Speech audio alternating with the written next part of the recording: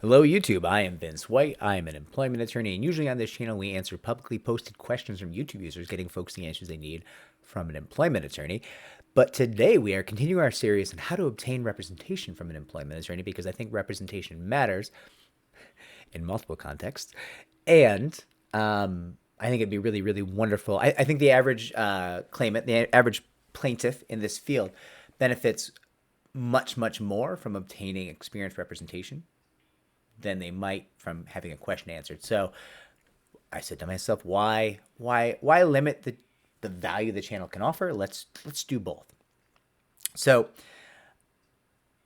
what we're talking about today, I'm gonna just give the example of what might happen. Well, no, you know what? I'm going to tell you the attorney's duty first, give you an example of what could happen, and then tell you what you maybe ought to do as a plaintiff looking for an attorney. So most of you will know attorneys must have perform a conflict check when they speak to a new client, right? And so, like, let's say if a firm represents employees or employers, both, like they represent both, or they have like a plaintiff side employment practice and they have like a commercial litigation practice that represents companies, all these things, right? They might have clients from, the employee side and the employer side for a variety of different reasons. We don't really, with the exception of like rare cases with like a friend of a friend or something like that. But we really prefer to represent employees, right? But let's say a firm does have a fair number of corporate clients. So a potential client calls them up and says, hey, I've got a situation. I want to tell you about it, but I don't want to tell you my name and I don't want to tell you the employer's name. Best practice for that attorney is to say, hey, I hear you and I can tell you don't trust me and that's okay. But I probably can't help you unless you give me the name of the employer so I can perform a conflict check. Because God forbid you tell me the whole story and then you randomly tell me the name of the employer, I now have a conflict. I have a bad situation and I can't share what you said, but I might also have a duty of loyalty to the employer. So you've gifted me a problem, right? So as much as I want to help you and as much as I get that you're in a tough spot and you don't trust anybody right now, I probably can't help you unless you let me do my conflict check. It's very common.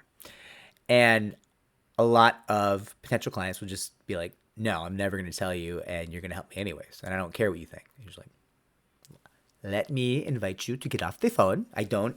We're done. There's no, like, I can't let you ethically endanger me because you want to, right? Like I'm good, right? I help a lot of people. At least I try to, right? So I don't think I need to like imperil myself and my license because you got some feels about my conflict check. It's not going to happen, right? And I would urge all attorneys. That is in fact like young attorneys would be like, hey, I got a person. They won't tell me the name of the employer, but I want to answer their questions. Can I help them? They're like, no. Get that person off the phone and tell them to call us back. We're happy to help if they want us to do our conflict check first. But until we do a conflict check, get ye gone. I'm done with you here, right? We're no help for you here without a conflict check. And so the idea here is if you're going to call an attorney that you at least have the ability to trust. Like read the client reviews, read their ethical history, dig into their cases that they brought, dig into their prior clients, look at the press on their cases, like get a feel for this is a firm and a human being that you can share your story with.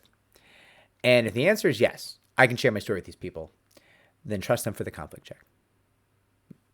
There's no way around it that I'm aware of. And if you don't ever find someone you can trust with the conflict check, how could you find someone whose answers you could trust? Like, if you can't trust the conflict check, you can't trust them to perform the conflict check, which is frankly they're doing the most trustworthy thing possible. They're saying, hey, I need to make sure that I can have just a loyalty to you. That's what they're trying to ensure, right? They're trying to ensure no split loyalties with a conflict check. If you won't let them do that, the correct thing for that attorney to do is be like, all right, then bye, right? There's no other option. And I'll be honest with you, this happens a lot. A lot of people call up and they, I'm not going to tell you my employer's name. We're like, okay, that's cool. You do you. But like, you got to go. And, you know, there's some level of employment attorneys being like, okay, that person was crazy. Like I can't make them trust me, but they wanted my help. So they must trust me at least a little bit. They must think I might be the right person to help them, but they won't even let me do the conflict check. So like, what are we doing? What are we doing? It's hard.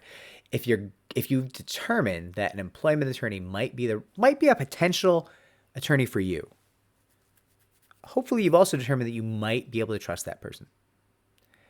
And if they're trying to do everything right and do the conflict check, that should be an extra boost to that trust, I think. And you may want to engage in that conflict check, because without it, you probably won't obtain any help from a good firm. There's certainly bad firms who won't do a conflict check out there. Like they're going to be super pumped to just be like, yeah, come on in. Let's do, I don't care. Right. There's a lot of attorneys like that. That's unfortunately a bit of an issue in our field. Right. But you got to have some level of trust to get help. It's got to be a basic level. And if you don't call the attorney. Like what are they going to do? If you trust them so little that you don't trust them to do a conflict check, all of a sudden you're going to trust their answers? That doesn't make sense. Remember, everybody works, not everybody wins. Like and subscribe, comment, tell me I'm wrong. I will track the comments down below and I will respond to you very politely with smiley faces.